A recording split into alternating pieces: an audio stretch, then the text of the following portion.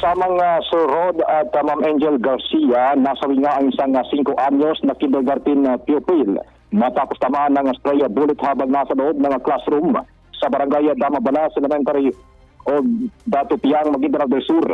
Alas 8:40 ng umaga kanina.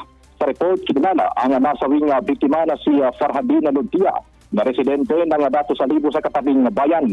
Batay sa report ng Police Regional Office Bar, bigla na lamang umanong bumagsak at humandusay sa sahig ng silid-aralan ang batang lalaki matapos tamaan ng ligaw na bala.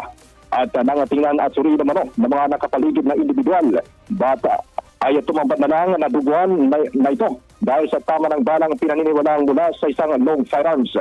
Pinaniniwala naman na galing ang stray bullet sa dalawang naglalabang grupo sa bayan ng Balawag sa Special Geographic Area ng BARM na hanggang sa kasalukuyan ay patuloy na nagkakabakbakan. Patuloy naman ang malalimang investigasyon ng kapulisan sa nasabing insidente. Kasama mo sa RMN Cotabato, Radyoman G. Mapalaw, Tatak RMN.